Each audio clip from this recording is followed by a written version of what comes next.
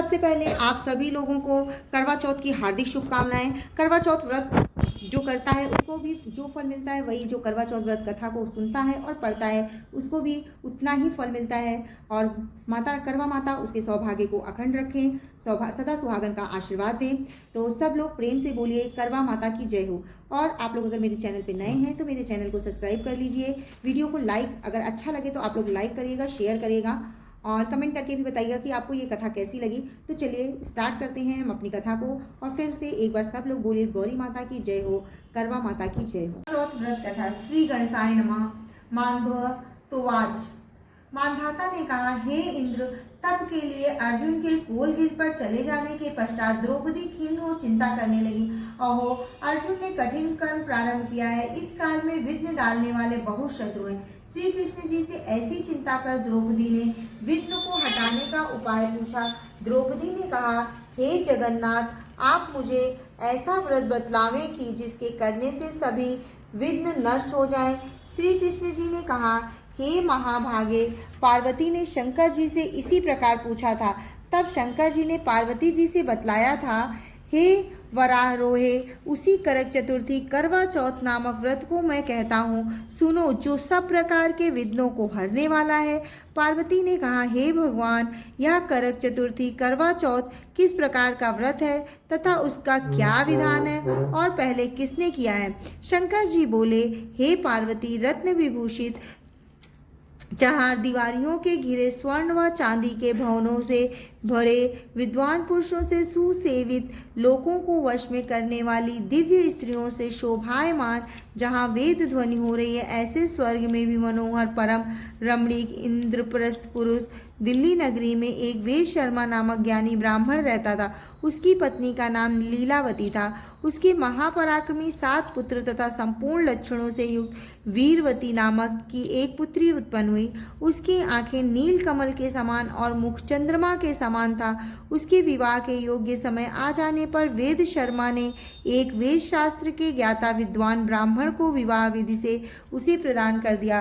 तत्पश्चात वीरवती ने अपने भाई की स्त्रियों के साथ गौरी का व्रत किया। तत्पश्चात कार्तिक कृष्ण चतुर्थी के दिन व्रतोपवास कर सायंकाल स्नान कर सबों ने भक्ति भाव से वट वृक्ष का चित्र बना उसके नीचे शंकर जी, गणेश जी तथा कार्तिकेय जी के साथ पार्वती जी का चित्र बनाया और ओम नमः शिवाय इस मंत्र से गंध पुष्पाक्षत आदि से गौरी का पूजन किया और फिर शिव जी, गणेश जी तथा षडानन का पूजन करती हुई पकवान, अक्षत तथा दीप से युक्त 10 करवा और गेहूं के पिसान और गुड़ से बना नवेद, ठोकवा एवं और भी अनेक प्रकार के फल आदि भोज्य पदार्थों को अर्पण किया तथा अर्घ देने के लिए चंद्रोदय की प्रतीक्षा करने लगी।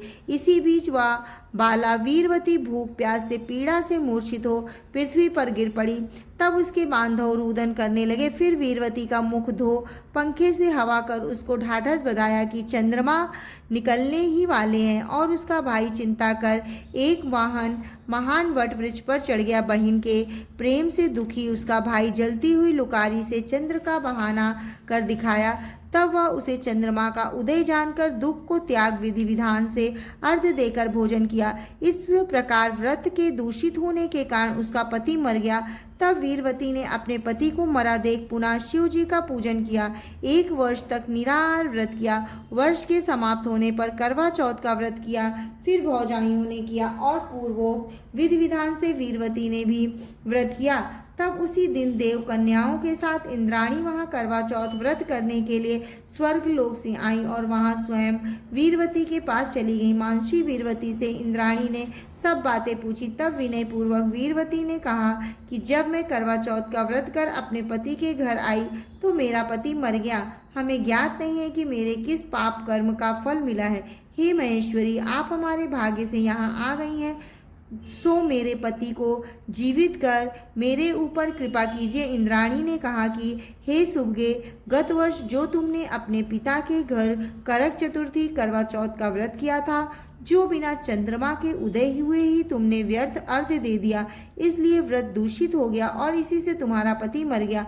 अब इस समय यत्न से इस करक चतुर्थी करवा चौथ का व्रत करो। इस व्रत के प्रभाव से मैं तुम्हारे पति को जीवित कर दूंगा। श्री कृष्ण ने कहा, हे द्रौपदी, इंद्राणी के वचन सुन। वीरवती ने विधि विधान पूर्वक करवा चौथ का व्रत किया। इस प्रकार उसके व्रत करने से इंद्राणी ने प्रसन्न हो जल के द्वारा अभिसिंचित कर उसके पति को जीवित कर दिया। वह देवता के समान हो गया।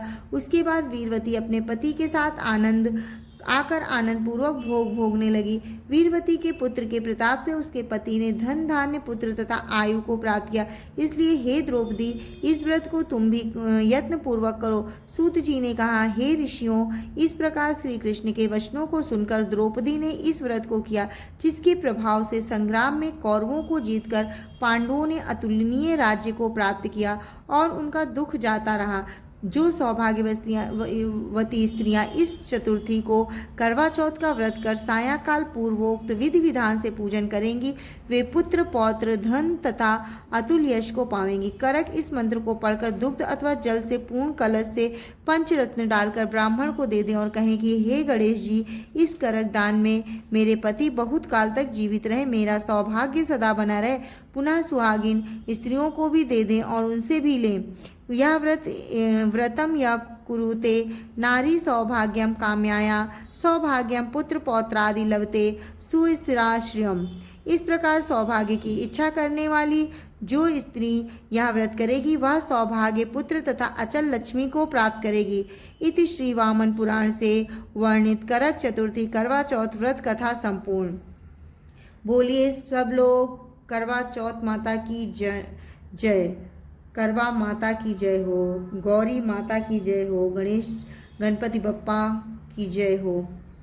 जय गणपति बप्पा मौर्य, मंगल मूर्ति मौर्य।